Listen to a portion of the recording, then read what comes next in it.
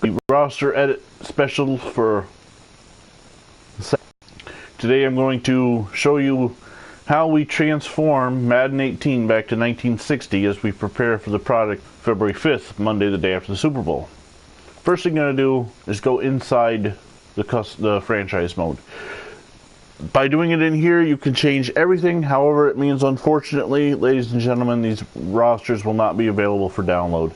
However, I'm about to show you what I do so that you yourself can pick any year you want and transform your Madden 18 back. First thing I have in front of me is a laptop. I don't know this by heart. I have to have stuff open. So what I did was I did a Google search for the 1960 Philadelphia Eagles roster, because that's the one I'm doing today. I picked the Eagles because they were A, the 1960 NFL champions, and B, they're also in the Super Bowl, so you get to see how I take a Super Bowl team and transform them back 58 years. By having that, I did a Google search and come up with ProFootballReference.com. I click on that. I then click on Starters and Roster, and today we're going to look at the starting offense for the Philadelphia Eagles. I open each individual player's page in a separate tab and then do a Google search on that player. So I'll open another tab and do Google. I'll search Philadelphia Eagles Norm Van Brocklin, because that's where we're going to start. Then I have a picture of the team, because you need to, sometimes the starters pictures might show up in Google search, but the backups and stuff won't. And if you want to get this as historically accurate as possible, make sure you have the player be the right skin color, the right race, whatever you want to say. You want to look at the team photo and find the jersey number. You also have to pay attention, though, that sometimes, especially back then, multiple players wore the same number in a year. That doesn't mean they're on the team at the same time. That just means that throughout the year, the same number was issued to different players, especially in the old AFL. Real quick, once you're inside, you go to My Team, you click on Roster. You have to be a commissioner to do this. So if you're going to do this, make sure you're either the commissioner or your commissioner has granted you commissionership. And then you find the Eagles. We're going to start with the starting quarterback. Now, as you see, the roster here is really screwy, simply because we made some trades and moved some guys around. You'll notice Nick Foles is not even on the team. This was basically to help with the roster editing process as we get going.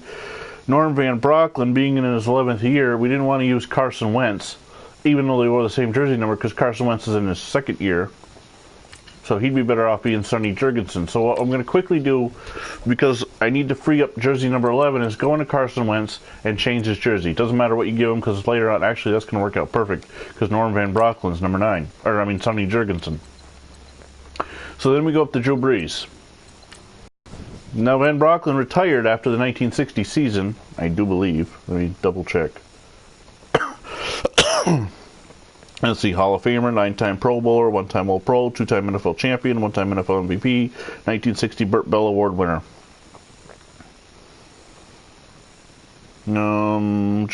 Games log. I'm only going to do this with Van Brocklin. I put more, yes, he retired after the 1960 season. I put a lot more effort into the quarterback when it comes to other features other than, because he's the one you see more often. So, now I do everything in capitals because A, it's not going to show up on the screen any different, Norm Brees, than anything else. But also, so that the roster raider, Phantom Fighter, when he comes in to do the rosters, he knows which guys have already been edited because their whole name is capitalized. Oops. Make sure the spelling is correct. Van Brocklin. Okay, he's jersey number 11. According to this, he threw right-handed. Now you can go on and do the college. He went to Oregon. But that's not, never have I seen it show up yet in a broadcast where they're college or hometown. You can't change a hometown inside Connected Franchise anyway. Now, Norm Van Brocklin was 6'1", and he weighed, and notice that the little avatar of the player changes as we do this. He weighed 190 pounds. Well, the closest I can get is 189. And he was born in 1926, and since this is 1960, he is 34 years old. Skin color doesn't need to be modified.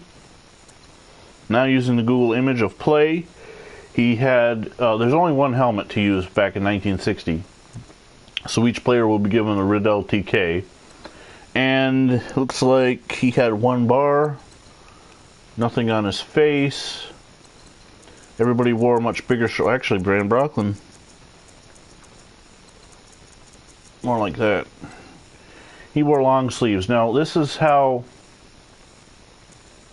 to get the long sleeve look that they wore in 1960, you go standard sleeves and then put him in full team color sleeves. That's the closest I'm going to be able to get to what they wore using the Madden 18 look. Now, here's a little trick you want to learn. He didn't wear anything on his wrists. You could go sit here and go flip through, and you saw I went to it, but I'm going to pass it. Here's a little trick. You go to elbow, put arm wrap on. You notice the wrist disappeared? Take the arm wrap off. Just makes it quicker. He wore nothing on his hands. No hand warmer. No towel. Thigh pads, that doesn't really matter. Everybody wore their socks pretty much standard back then. And the closest I can get to with, is the vintage look. They did wear black. You could go maybe, where is it? Pintos, or there was a throwback. I missed it. Or a retro. There we go. If you wanted the high top look, but unfortunately, it doesn't give you. That retro might be best for the 90s when we get there. So there you go. That now, obviously the uniform doesn't match, but you change that when you get into the game. Excuse me. Now, how do you do this? Well, how many of you are familiar with the player from 1960? Not many. So quickly, I got YouTube open, and I click on, or I type in Norm Van Brocklin highlights. Alright, hopefully something will come up. Alright, the very first video that pops up is NFL highlight Brocklin. They look back at Hall of Fame career. It's 4.5 minutes. I just want to see a pass and throw a pass so I can. Of course, an ad's going to pop up.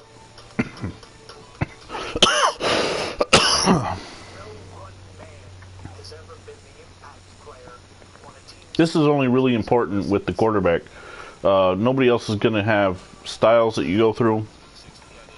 Low ball, overhand throw. Actually, that looks. Let me see. He more. No.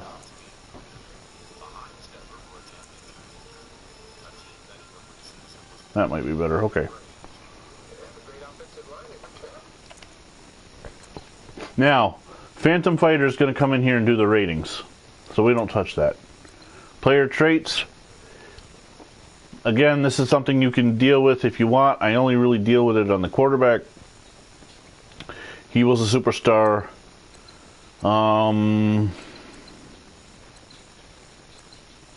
Pretty much what you want for a starter.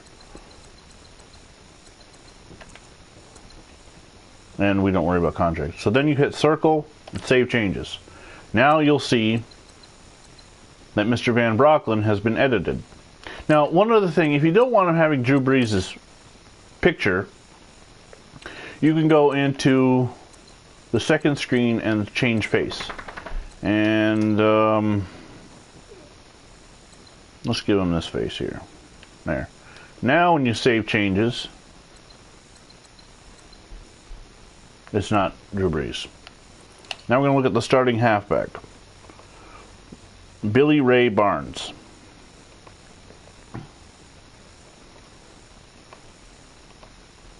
So I do the Google image search. Billy Ray Barnes. And a bunch of stuff pops up. He is a Caucasian running back. So LeGarrette Blount, we're going to do a little magic trick on you. Now, a little Editor's note on this. The league has changed a lot since 1960. Early in the 60s, the reason we're picking 1960 as our start date is because it's the start of the NFL and AFL rivalry. There are more teams. There were 21 in 1960, expanding up. Wrong last name. Expanding all the way up one day to the 32 that we have today. Well, went a little fast there. Okay, 33 is not available, so what we'll do is we'll put him in 34 temporarily. And then we'll go look. Now, 33, more likely either a running back or a defensive back.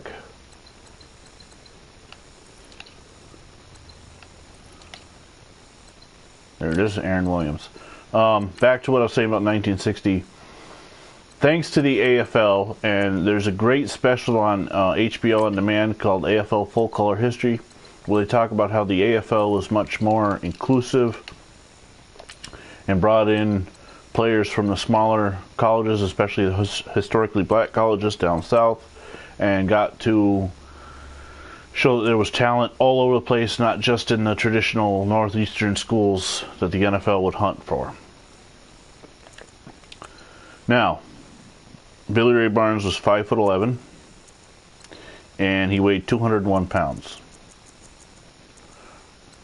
He was age 25, and he was Caucasian. You cannot change that outside of CFM. This is one of the reasons why we're doing it inside. Looking at his outfit, let's see, single bar helmet. Excuse me. Obviously there's no face mask, but big shoulder pads. Long sleeves. Remember, we go standard on that. There's no back plates.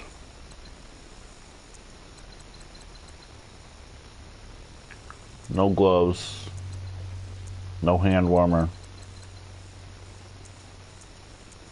Standard sock height and the vintage look. There you go. So as this project moves through time, you'll see more and more inclusivity on as far as various ethnicities and backgrounds go. But we're trying to be as historically accurate as possible, so, and that's the last thing I'm going to say about that. Hopefully everybody understands. Alright, next is fullback. Ted Dean. Oops, I misspelled it. Why does a picture of Randall Cunningham pop up? Alright, so no pictures pop up. So we go into his... He wore 35. Looking at the Google photo. Okay, C35.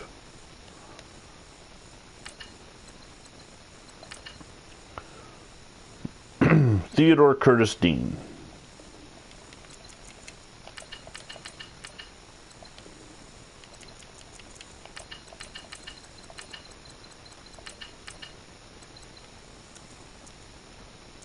$35 is not available, so now we have to go find it.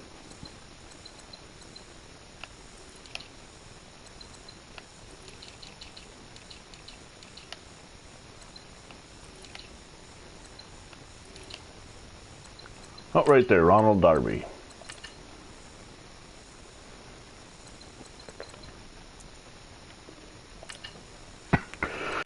After you finish the starters, you have to do all the backups to do. And what I then do is I put the roster in numerical order, and I simply go backwards. Or, go backwards. Go forward. So now Mr. Dean was 6'2", and he was 213 pounds. Closest I can get is 215. He was age 22, so that's good. Now there's no Google photo that pops up, just him sitting in the team photo, and they're not wearing helmets or anything. So what I do then is I just do the generic of the generic. For a skill position 1 back, if you were a lineman, I go like this. Increase his pad height. Long sleeves. Get rid of the wrist stuff.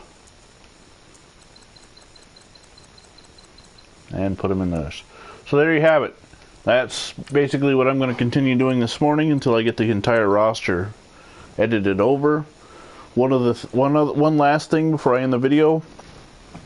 Rosters in 1960 were only 40 players thick. Of course, some rosters will have more if they changed players out, but you got to make sure that a guy like Herschel Walker was traded in mid-season in '89. So if you want to physically do that trade, but you're not controlling the Cowboys or Vikings, you have to use your own team to trade and trade and trade until you get everybody in the right spot. Or you just put them on the roster you spent the majority of the time with. That's up to you. We'll account that when we get to it. However, you have to have the entire roster edited, and since you're not controlling the Eagles, you can't go cut players. So what I did is I brought up the NFL draft from 1960 and the AFL draft, and I used players that did not make the squad, and I put them in. Usually I'll just leave their height and weight positions all alone, because Phantom Fighter, when he goes in and does the ratings, he'll rate them really poorly anyway, just to try to get the accurate players that we can have possible. But I thank you for joining us. If you liked the video, give me a subscribe. Make sure you find the playlist Sack to the Future and save it, as more and more videos are going to start pouring in, especially full games starting on Monday, February 5th. Share, tell your friends. I apologize. So subscribe, turn on the notifications so you always know when I'm showcasing videos. Also, you'll want to look for my brother and sister channels, John M, Phantom Fighter, that's Fighter with a 6 instead of the G, and Twisted Fignix 1983. Thank you for joining us, and until next time, I've been Vinny Vincent, and this is Sack to the Future.